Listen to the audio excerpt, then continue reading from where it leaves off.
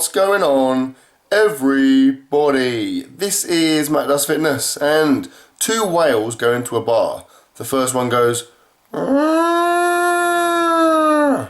and the second one goes, "Steve, what is wrong with you?"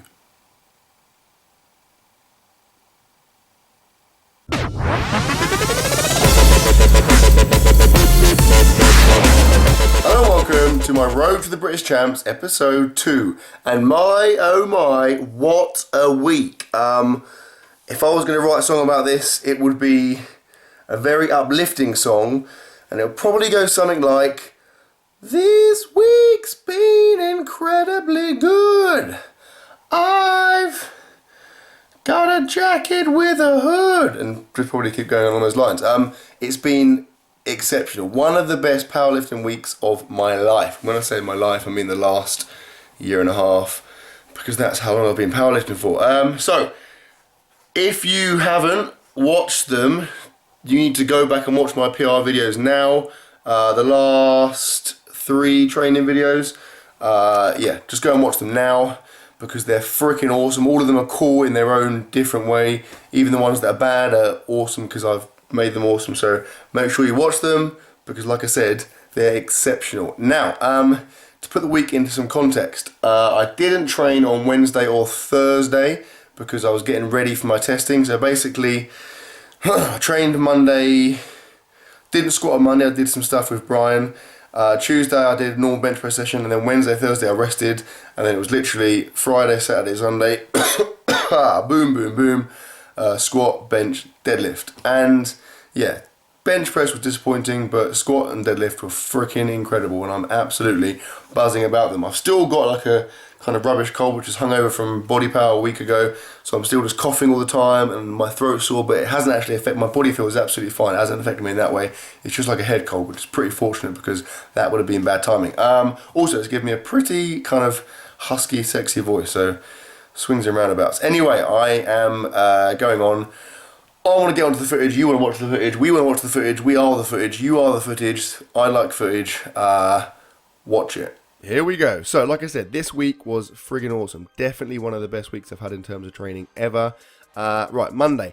Ordinarily this would have been a squat session, but because I was testing my squat on the Friday, and I had Brian over, I thought I'd be more sociable and more sensible, and just do an old school back and bicep workout, and it felt pretty good. It made a nice change. It was nice and CNS, like non-taxing. It was just good. It was good fun.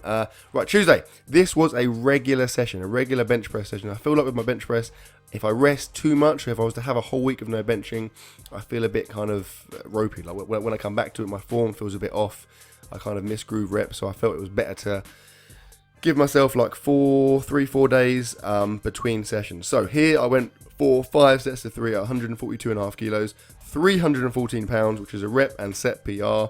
And I got them. I didn't feel amazing. Like I felt better leading up to this, but still, like I said, it is a PR for this session. And I mean, to be fair, the bar was moving pretty good. Now, one thing I have found, and you'll see this when I go for my PR, I've got too comfortable. Like I had everything working well. I was tucking my elbows nicely, but then recently I've started to kind of get a bit complacent and kind of forget about that, and I think my elbows are flaring a little bit too much. Anyway. So, I didn't train on Wednesday and Thursday, like I said. I had those as rest days, and then it was test time. So, Friday was squat day. That is 463 pounds. Here is my penultimate single before my test. So, 507 pounds, 230 kilograms, and it felt really, really good.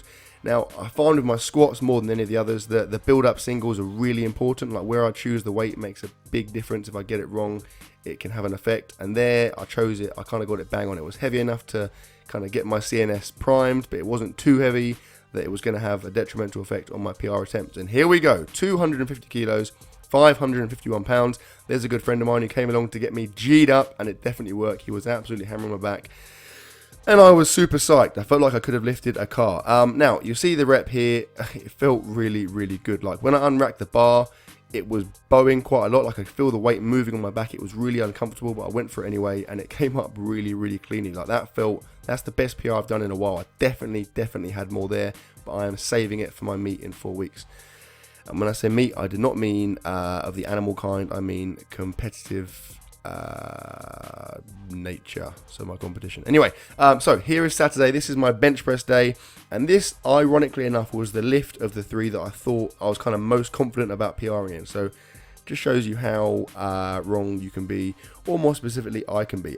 So here is my final warm-up single, 150 kilos, 331 pounds, and it moved really, really good. At that point, I was feeling really confident. I haven't lifted that quickly before. So I went for 170 kilos, 375 pounds, and spoiler alert, I didn't get it.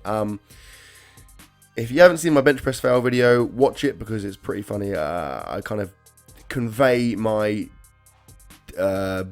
devastation at not getting that rep. It just felt really heavy. It felt really heavy, and then I misgrooved it. I came down too high on my chest. My elbows flared immediately, and it just kind of ruined it. And then here, I dropped it down to 167.5, 369 pounds, and I thought I had that. So the second it left my chest, I thought I've got it, but then I got stuck and obviously had to be saved, and so I didn't get it. So in hindsight, I feel like if I'd gone for that rep straight away and executed it properly, not misgrooved it, I would have got it, but I'm not too fussed because I got my squat, and as you're about to see, I got my freaking deadlift. So with my deadlift, I felt the last time I tested, which was a long time ago, I got it wrong. I left 2 big gaps in between my singles. I kind of went for one and then I jumped up really high for my big one. So here I thought I'd go up in small increments. I went up by 10 kilos each time. So that was 230 kilos, 507 pounds. My penultimate single here is 240 kilos, 529 pounds. And it went up insanely easy. I was so freaking excited when I got this. Watch this. Boom! That was so good. I felt so good there. Like, that has never moved anywhere near that quick. At that point, that equaled my PR for a sumo deadlift. So to get it that fast is pretty mind-blowing. So here is my PR. 250 kilos, 551 pounds. And again, I mean, it didn't move as good as the last one, but it still moved pretty quick. And I was feeling so good. I can't explain. Like 6 months. It's taken me 6 months to get a deadlift PR. That is ridiculous. Bearing in mind, you know, how many squat PRs I've done in that time. To have not done any deadlift PRs, I was literally seriously contemplating whether I was ever going to get one again. So to get this today was just the best feeling ever, and now I feel like I'm ready to really push on and go for some big numbers. I mean, that is a pretty smooth rep in my opinion. Anyway, so yeah, squat PR, deadlift PR, I will most certainly take that for 3 days of testing. And just to kind of show you a little war wound, I damaged my finger. Anyway, I hope you enjoyed the video, guys. Please like, comment, share, subscribe as always, and I will see you tomorrow.